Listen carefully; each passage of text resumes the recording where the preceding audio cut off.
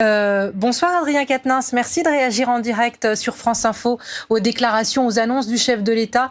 Gilles Bornstein, notre éditorialiste, le soulignait à l'instant, peut-être plus d'empathie et des mesures, monsieur, annoncées notamment pour les familles les moins aisées pour faire face à cette crise qui dure, qui est compliquée quand on est au chômage partiel ou quand il y a un arrêt d'activité. Vous notez cette empathie et vous l'approuvez ?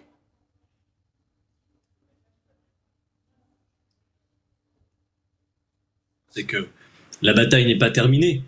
Je note positivement, par exemple, le fait que le président de la République semble prêt à réfléchir et à assouplir les manières de pouvoir rendre visite aux personnes mourantes, notamment dans les EHPAD, puisque cette situation vient percuter l'essentiel de ce qu'est notre humanité, au fond. Quand on a ses proches qui sont au bord de la mort, on n'a qu'une envie, c'est de pouvoir être à leur côté et de leur tenir la main. Donc il faut pouvoir vérifier, notamment par la politique de test, comment on peut le faire. Pour le reste, et pour rester sur un tableau global, vous savez, cette allocution présidentielle, elle a été décalée de plusieurs jours et on attendait un grand discours avec peut-être un niveau de détail bien supplémentaire. Pour l'essentiel, et s'il faut résumer, de quoi nous a parlé le président de la République ce soir? D'un déconfinement programmé au 11 mai, mais qui n'apparaît pas comme étant planifié dans les détails. Puisqu'en réalité, nous ne savons toujours pas à cette heure quelle sera véritablement notre capacité pour les masques, les tests à cette période. Le président de la République a l'air en quelque sorte d'aller plus avant vers une stratégie qui va vers l'immunité de groupe. Vous savez, moi par exemple, avec mes camarades, nous nous inquiétons depuis un certain nombre de jours. Il n'a pas prononcé ce terme, hein, monsieur Quatennens. Ce terme n'a pas été prononcé d'immunité de groupe.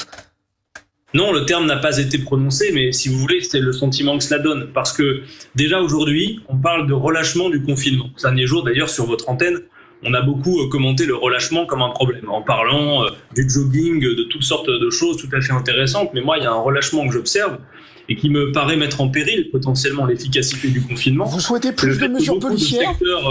Beaucoup de secteurs non indispensables poursuivent, voire reprennent leur activité sans qu'il y ait les moyens de protection. Donc moi, j'adjure le président de la République puisqu'il a l'air soucieux maintenant d'organiser le déconfinement.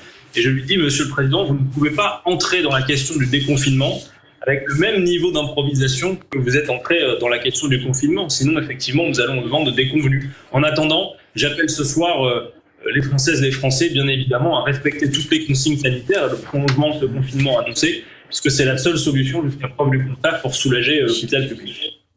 Adrien Quatennens, le président de la République a eu des mots dans un registre social sur tous ces métiers qui n'avaient pas l'habitude d'être au premier rang et qui là ont montré qu'ils avaient une immense utilité sociale, qui n'étaient pas assez considérés, pas assez rémunérés, et il a dit vouloir, dans la deuxième partie de son quinquennat, améliorer cette situation. Est-ce que vous lui faites confiance? Est-ce que vous êtes prêt à lui donner quitus de ça, ou est-ce que vous n'y croyez pas du tout?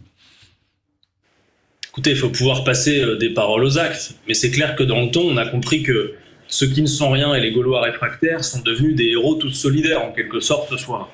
Maintenant, moi, j'aurais aimé que le président de la République, dès ce soir, prenne ses distances avec un certain nombre de prises de parole, notamment venant de son gouvernement ces derniers jours, qui ont consisté finalement à dire, après la crise, on va remettre du charbon dans la machine, on va se retrousser les manches, et tout va repartir comme avant. Et d'ailleurs, les salariés vont payer l'essentiel de la facture et de l'effort qu'il y a à réaliser. Bon, on a bien senti que c'était pas, même s'il l'a pas dit, on a bien senti que c'était pas sa direction ce soir.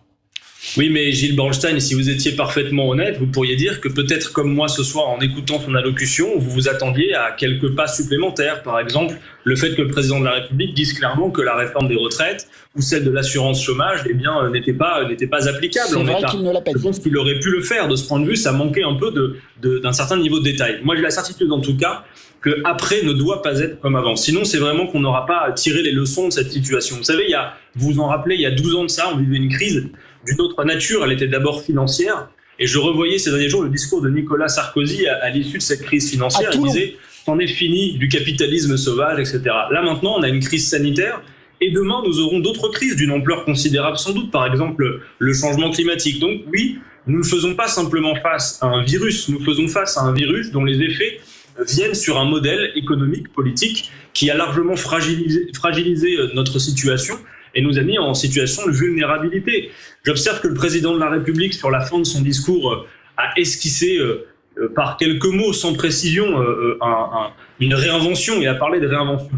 Il a parlé de planification, toutes sortes de choses d'ailleurs qui font écho à des propositions que dans la durée, en continuité avec la France Insoumise, nous faisons depuis un certain temps. Mais Emmanuel Macron n'a pas été élu pour cela. Ce pourquoi il a été élu, il l'applique depuis plus de 3 ans et avec des résultats qu'on connaît. Donc si vraiment il s'agit de se réinventer, on pourrait imaginer par exemple retourner aux urnes. Il ne faudrait pas donner l'impression d'une amnistie parce qu'il y aurait eu une catastrophe. Merci beaucoup Adrien Quatennens, député de la France Insoumise, d'avoir été avec nous pour réagir aux propos du chef de l'État.